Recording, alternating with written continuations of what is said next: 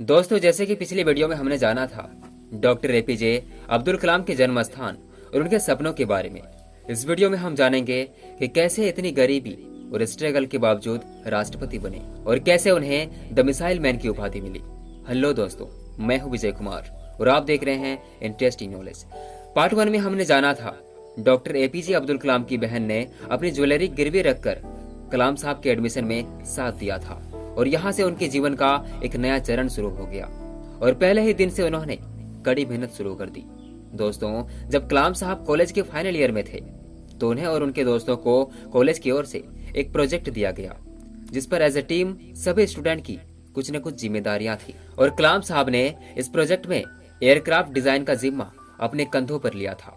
काफी दिनों तक अपने प्रोजेक्ट पर काम करते रहे, लेकिन इनकी प्रोग्रेस उतनी अच्छी नहीं थी और कॉलेज के डायरेक्टर कलाम साहब से नाराज हो गए थे।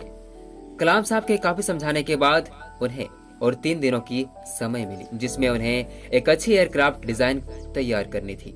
साथ ही कॉलेज डायरेक्टर ने यह भी कहा था, अगर आप ये प्रोजेक्ट कंप्लीट नहीं कर पाते हैं तो आपकी स्कॉलरशिप कैंसिल कर दी जाएगी।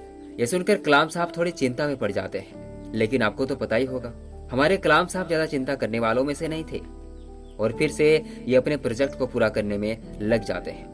लगातार 3 दिनों तक कड़ी मेहनत के बाद वे इस प्रोजेक्ट वर्क में सफल हो जाते हैं और कॉलेज डायरेक्टर ने जब कलाम साहब को अपने प्रोजेक्ट के प्रति इतने मेहनत और लगन को देखा तो वे बहुत खुश हुए और प्यार से उसे गले से लगाया।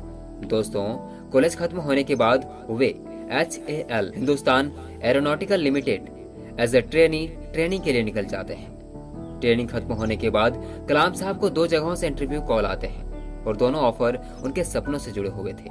एक था इंडियन एयरफोर्स जिसमें उन्हें देहरादून जाना था और दूसरा था directorate of technical development and production यानी DTDP, ministry of defence, Delhi से।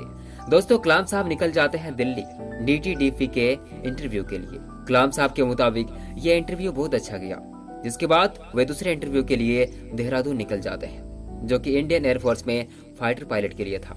दोस्तों, और ये बात तो आप सभी जानते होंगे कि इंडियन एयरफोर्स में जॉब मिलना कितना कठिन होता है, चाहे एज हो या फिर स्मार्टनेस या फिर फिजिकल और मेंटली स्ट्रॉन्ग की बात करें।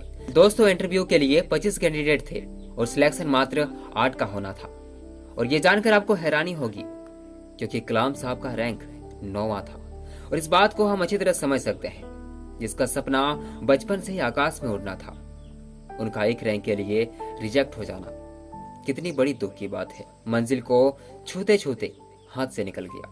इस बात से कलाम साहब अंदर से टूट गए, बिखर गई उनकी दुनिया। कुछ दिनों के बाद कलाम साहब दिल्ली आए और उन्होंने मिनिस्ट्री ऑफ डिफेंस में जिस नौकरी के लिए अप्लाई किया था उसका रिजल्ट जानना चाहा और उसका selection as a senior scientific assistant defence research and development organisation यानी DRDO में हो गया था।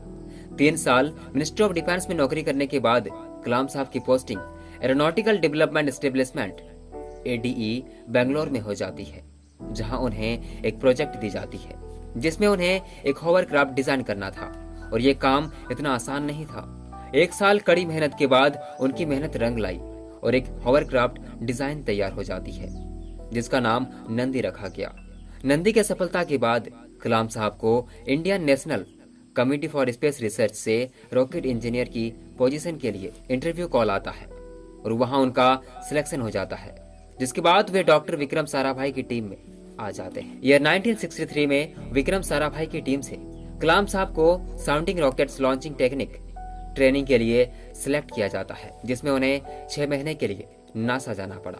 ईयर 1982 में कलाम साहब की DRDL defence research and development laboratory का डायरेक्टर बना दिया गया था। उस समय हमारे देश के डिफेंस मिनिस्टर ने कलाम साहब को एक मिसाइल प्रोग्राम में काम करने को कहा और कलाम साहब ने इस प्रोजेक्ट के अंदर 5 महत्वपूर्ण मिसाइल बनाई: पृथ्वी, अग्नि, आकाश, त्रिशूल, नाग। और जब कलाम साहब ने इतने सारे मिसाइल बनाए तो उन्हें द मिसाइल मैन के नाम से नवाजा गया। दोस्तों, कलाम साहब ने 41 वर्षों तक भारत की सेवा की। 1999 में वे DRDO से रिटायर हो गए थे और उस समय हमारे प्रधानमंत्री थे अटल बिहारी वाजपेयी जी और उस समय मंत्रिमंडल बना रहे थे और वाजपेयी जी चाहते थे कि कलाम साहब होम मिनिस्टर डिपार्टमेंट ज्वाइन करें।